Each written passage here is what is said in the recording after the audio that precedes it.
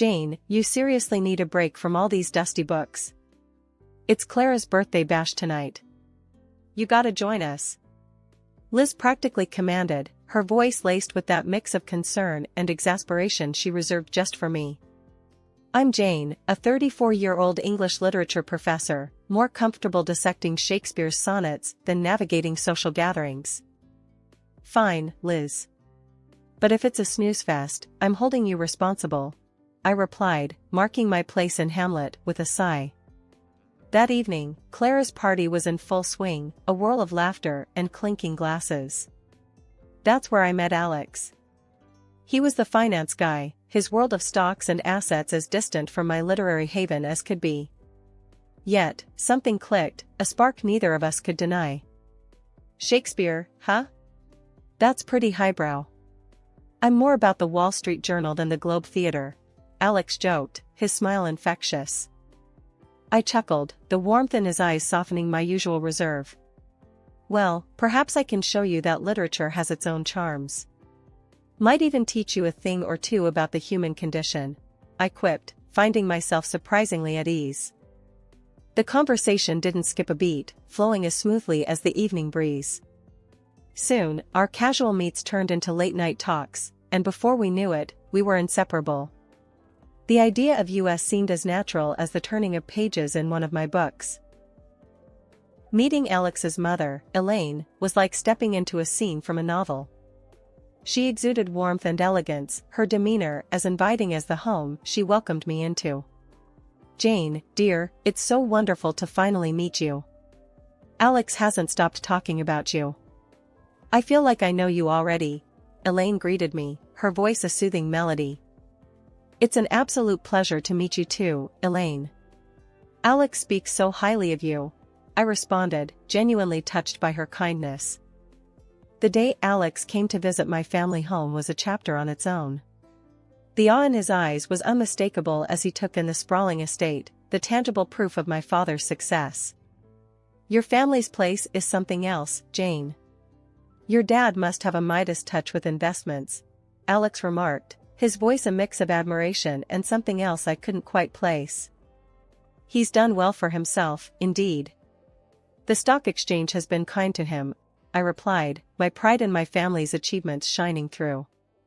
My parents embraced Alex with open arms, his charm and apparent adoration for me sealing his place in their hearts. The stage was set, our roles as the perfect couple cemented. The wedding was a dream, a celebration of love and promises of a shared future. The days following our wedding were supposed to be the happiest of my life. Instead, they turned into a relentless storm of heartache and dread. Dad, the strongest man I knew, was suddenly confined to a hospital bed, his strength waning under the cruel grip of cancer. The hospital's sterile, white walls became our grim reality, the beeping of machines a constant, unwelcome soundtrack. One bleak evening, as the sun dipped below the horizon, casting long shadows across the hospital room, Dad called me over with a feeble gesture. His eyes, once so full of life, now mirrored the fatigue and pain he was enduring. Jane, my darling, he began, his voice barely above a whisper, I need you to be strong. I've made arrangements for you, for after I'm gone. There's an inheritance, $2 million. It's yours, my dear. I want you to have a secure future. I gripped his hand, the cold reality of his words piercing my heart. Dad, please, don't talk like that. You're going to get through this. But before I could absorb the gravity of his revelation, Alex, who had been lingering by the door, stepped forward, his reaction sending a chill down my spine. $2 million, sir? That's quite a fortune. I mean, Jane, we need to think about how to manage this blessing, he said, his tone unsettlingly eager, his gaze not meeting mine. The days turned into an agonizing cycle of hospital visits and silent, tension-filled nights at home. Alex's demeanor had shifted, the man I had fallen in love with seemed consumed by thoughts of the inheritance, his warmth replaced by a cold, calculating distance. One night, as we sat in the dim glow of our living room, the silence between us thick and suffocating, Alex broke the stillness, his words like a cold gust in an already frigid room. Jane, we need to talk about the future, about the inheritance. Think about it, we could really turn our lives around. A luxury home, maybe travel the world. It's time to start planning, don't you think? He urged, his eyes not quite meeting mine. I stared at him, disbelief and anger swirling within me. Planning? My dad is lying in a hospital bed, fighting for his life, and you're here making plans for a future splurge? Is that all you care about, Alex? The money? He recoiled, as if my words were physical blows. No, Jane, you've got it all wrong. I'm just trying to look out for us, for our future. I didn't mean to. But his words rang hollow, the apology a feeble attempt to mask the naked greed that had seeped into his voice. In that moment, a painful truth began to dawn on me. The man I had vowed to spend my life with was a stranger, his thoughts not on the profound loss we were about to face, but on the financial gain it would bring. Life after Dad's diagnosis was like walking through a never-ending fog. My home, once a place of laughter and warmth, felt cold, the air thick with unsaid words and hidden agendas. Elaine, Alex's mom, came into our lives like she was the cavalry, ready to save the day. But her eyes, sharp and calculating, told a different story. Jane, honey, you're worn to a thread, Elaine said one evening, her voice smooth but with an edge that made me uneasy. Let me help around here. You shouldn't carry all this alone. I was too tired, too beaten down by the relentless waves of worry, to argue. Thanks, Elaine. I appreciate it, I really do, I replied, trying to muster a smile. But the real storm was still brewing, quietly, sneakily. That night, Elaine came to my room with a small bottle in her hand. Jane, you look like you could use some real rest. These will help you sleep. Trust me, she said, pushing the bottle of pills towards me. Something in her insistence set off alarm bells in my mind, but the promise of a few hours free from my racing thoughts was too tempting. All right, I'll give them a try. Thanks, Elaine, I said, though a part of me was screaming to throw the pills away. No sooner had she left than whispers from the living room reached my ears, a low murmur of conspiracy that pulled me out of my bed and towards the door. I cracked it open, the sliver of light from the living room casting long shadows on the floor. Alex's voice, usually so warm and loving, was cold, almost cruel. She's out like a light, Mom. Those pills knock her right out. We can talk business now, he said, a hint of glee in his tone that turned my blood to ice. Elaine's reply was a quiet, venomous chuckle. Perfect. Now, about that inheritance. Half of it is legally yours, you know. We're talking about a serious cash injection. I couldn't believe what I was hearing. These were the people who were supposed to be my family, my support. Instead, they were plotting like villains in one of the tragedies I taught in class. Alex's next words were a punch to the gut. Half? That's kids' play, Mom. I want the whole pie. We need to figure out how to get Jane to sign it all over. Once I have the cash, I can cut her loose. I stood there, my hand on the doorknob, feeling like the floor had just dropped away from under me. This wasn't just a betrayal, it was a full-blown conspiracy, a plan to rob me of my inheritance, my dignity, my life as I knew it. The morning sun did little to brighten the heavy atmosphere in the house after I uncovered Alex and Elaine's despicable scheme. Sitting at the kitchen table, the untouched coffee in front of me turned cold, a stark reminder of the chilling conversation I had overheard. The betrayal felt like a gaping wound, and I was at a loss, unsure how to navigate this treacherous storm. Mom entered the kitchen, her steps firm, her presence always a beacon of strength in our home. She noticed my distress immediately, her perceptive eyes missing nothing. Jane, what's wrong? You're as pale as a ghost. Talk to me, she urged, her voice a blend of concern and command. I hesitated, the weight of betrayal heavy on my tongue.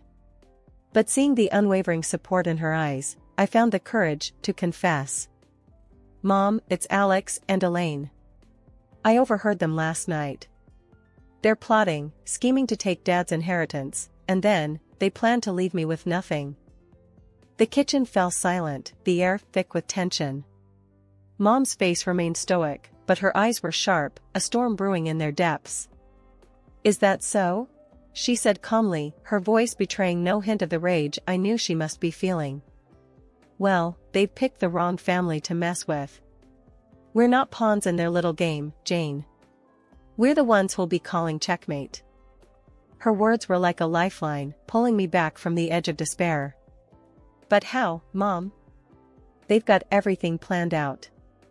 "It's like they've been setting this trap for a long time," I replied, the enormity of the situation threatening to overwhelm me. Mom's smile was thin but determined. "Planning is one thing, executing is another. They think they're clever, but they're not the only ones who can play this game. We need to be strategic, think 2 steps ahead." The kitchen became our war room, the table a battleground where strategies were formed and tactics were laid out.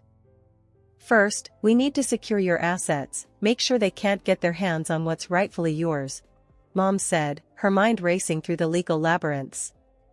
"But Mom, the inheritance is huge, and it's all in my name. How can we protect it from them?" I asked, the problem seeming insurmountable. She gave me a look that was both fierce and reassuring. "We'll consult with the best lawyers, set up trusts, do whatever it takes. Your father didn't work his whole life for his legacy to fall into the hands of vultures." As the plan took shape, I felt a spark of hope ignite within me. "Mom, you're incredible. I don't know what I'd do without you." Her hand reached across the table, gripping mine with a strength that bolstered my resolve. "You're your father's daughter, Jane, strong and smart. You'll never have to face anything alone. Now, let's put our plan into action and show those snakes they've bitten off more than they can chew." The day of the will reading was like the calm before the storm. The notary's office was stark and formal, a stark contrast to the turmoil churning in my heart. Alex and Elaine were there, their faces poorly masked with faux solemnity, but their eyes, hungry and calculating, betrayed their true intentions. The notary, a stern-faced man with a no-nonsense air, cleared his throat, breaking the tense silence. "We are gathered here to read the last will and testament of Mr. James Harrington. As per his wishes, the contents of the will are to be disclosed in the presence of his immediate family." Alex leaned in, a wolfish grin barely concealed. "This is it, Jane. Our new beginning," he whispered, his breath cold against my ear. I stiffened, repulsed by his proximity and the implication of his words. Before I could respond, the notary began to speak, his voice formal and detached. "Mr. Harrington bequeathed the sum of $2 million to his daughter, Jane Harper." A gasp escaped Elaine, her facade crumbling for a moment to reveal the greed that lay beneath. Alex's hand twitched, a visceral reaction to the mention of the money. He was about to congratulate me, no doubt seeing dollar signs, when the notary continued. "However, it is also stated here that Mr. Harrington incurred debts amounting to $2.5 million. The room went cold. Alex's face drained of color, his earlier excitement replaced by shock and disbelief. Elaine's mouth opened and closed, a fish out of water, her plans unraveling before her eyes. "This can't be right," Alex stammered, his composure shattered. "There must be some mistake." The notary, unfazed, pushed forward a stack of documents. "I assure you, everything is documented and legal. Mr. Harrington's assets and liabilities are now passed on to his next of kin." Elaine's eyes darted between the papers and my stoic face. "But that means, half of the debt is Alex's responsibility too?" "Yes, ma'am. According to the law, marital assets and liabilities are shared," the notary confirmed, his voice devoid of sympathy. The revelation hit Alex and Elaine like a physical blow. Their dream of wealth had turned into a nightmare of debt. Elaine's earlier warmth vanished, her true nature, venomous and self-serving, coming to the forefront. "We're not paying for this. It's her father's mess," Elaine hissed, her earlier facade of the doting mother-in-law gone. Alex, desperation creeping into his voice, turned to me. "Jane, we need to sort this out. You can't let this happen." I looked at him, the man I once loved, now a stranger driven by greed and deceit. Sort this out? Alex, you made your intentions clear. You're not in this for me or for us. You're in this for the money. The room was thick with tension, the notary a silent observer to the drama unfolding before him. In that moment, the storm broke, the veil lifted, revealing the true colors of the people I had once called family. But as I stood there, facing the betrayal and the mountain of debt before me, I knew I wasn't alone. Mom's hand found mine, her grip firm and reassuring. "We'll handle this, Jane. Together," she whispered, her voice a bastion of strength. Alex and Elaine, initially struck dumb by the revelation, quickly erupted into a whirlwind of fury and disbelief. "This is insane," Alex bellowed, his face contorting with anger. "Are you seriously telling me this pile of papers is for real? Show them again, this can't be happening." The notary, a pillar of calm amidst the storm, methodically laid out the documents once more. Each line, each number, was a testament to a reality they couldn't escape. Elaine, her composure shattered, turned her venom towards me. "You knew, didn't you? You and your mother planned this. You're trying to drown us in your family's mess." That's when Mom stood up. Her presence filled the room, a quiet force amidst the chaos. "Enough," she said, her voice cutting through the noise like a blade. "My husband had his faults, his vices. The gambling, the debts, they were his burden. And now, according to the law, they are shared by Jane and Alex." Elaine's face was a mask of rage, her earlier facade of kindness nowhere to be seen. "We're not paying for someone else's mistakes. We won't let this happen." Cornered and desperate, Alex played his final, desperate card. "If that's how it's going to be, then fine. I want a divorce. And in that agreement, we'll make it crystal clear, neither of us gets anything from the other. No claims, no money, no property. Nothing." His words, meant to intimidate, only fueled my newfound resolve. "A divorce? That's the best idea you've had in a long time, Alex. Let's make it official. You walk away empty-handed. No ties, no debts, no nothing." The agreement was drafted with clinical precision, a clear, unambiguous document that severed the ties that once bound us. We signed it, each stroke of the pen marking the end of a chapter, the end of a farce disguised as a marriage. After signing the divorce papers, the heavy door of the notary's office closed behind us with a thud that felt final. The crisp air outside did little to clear the heaviness that hung over me. Alex and Elaine, their masks of pretense thoroughly discarded now, couldn't contain their contempt. "Well, Jane, looks like you're stuck with the short end of the stick. $500,000 in debt. That's quite a hole you're in," Alex sneered, his voice dripping with disdain. Elaine's laugh was cold, void of any warmth she once feigned. "You really thought you could outsmart us? Enjoy paying off your father's mess." Just then, Mom stepped forward, her demeanor calm but with an undercurrent of steel. "You two might want to hold off on your celebrations. You see, there's more to this story." Alex scoffed, his arrogance unshaken. "What could you possibly say to change anything now, Mrs. Harrington?" Mom's smile was enigmatic, a prelude to the revelation that was about to turn the tables. "Well, for starters, Jane's not alone in this. I'm here, and unlike what you've been led to believe, the real financial genius in this family has always been me." Elaine's smirk faltered, confusion clouding her features. Alex's expression mirrored his mother's, disbelief and curiosity warring on his face. "I've been the one managing the successful investments, the stock market ventures, not my late husband. My net worth? It's currently around $70 million. And yes, Jane is my sole heir." The impact of Mom's words hit Alex and Elaine like a physical blow, their smugness evaporating, replaced by shock and a dawning realization of the grave miscalculation they had made. Alex, the color draining from his face, stammered, "$70 million? But that means..." Mom's gaze was unwavering, her voice firm. It means, Alex, that you and your mother have been chasing shadows while ignoring the real treasure.